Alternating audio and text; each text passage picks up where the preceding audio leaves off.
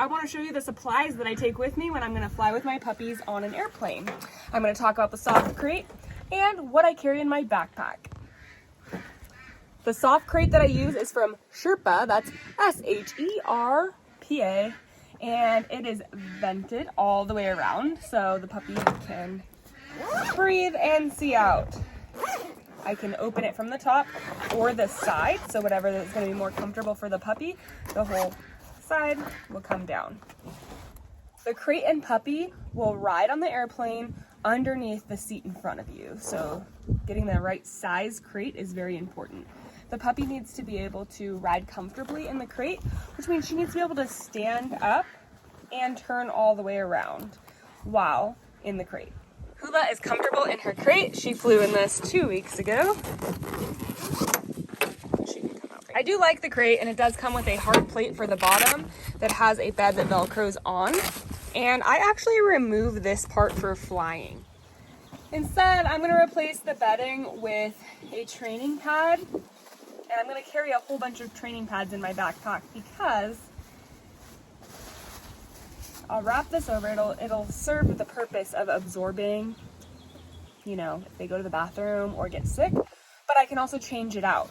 So I have traveled with the bedding that comes on the crate, but I've rinsed this out at airports and then I'm traveling with a wet material. So instead now I just line the bottom with puppy pads. You can do more than one, but I can remove them when I'm changing flights and put new ones in so I can keep the puppies cleaner if they do get sick or have an accident in the crate while flying. So I take a backpack as my purse, carry-on, or personal item, depending on which airline you use. I like Southwest. You can have 2 personal items, and you can actually fly with 2 puppies. However, neither here nor there, my backpack is full of a bunch of puppy pads so that I can change the bottom of their crate as many times as I need to, and I can also line the changing tables or the family bathrooms, wherever I'm going to let my dog have some relief. I'm going to line the floor or the surface that they're going to be on with puppy pads. I'll also carry puppy kibble. Depending on what brand they were using, I try not to switch brands while traveling. So I want to keep them on the same puppy food that they were on before I picked them up. So I will ask the breeder or person I'm picking up the puppy from to bring food with them so that we keep that consistent, at least for the traveling. But I'll also pack things like string cheese with me, which will just provide protein to the puppy if they choose not to eat because they're stressed out. So if a puppy's not eating while you're flying, you really need to get something into them. So that may be yogurt, string cheese, anything really that you can get them to eat because you don't want them to get hypoglycemia. I will also carry a travel size bowl to feed the puppy in or to add water to. I also carry a dog water bottle that I fill up at water fountains at the airport, and then when I'm ready to give the puppy some water, I just push the button and let the water come into the bowl portion, and then the dogs can drink out of it.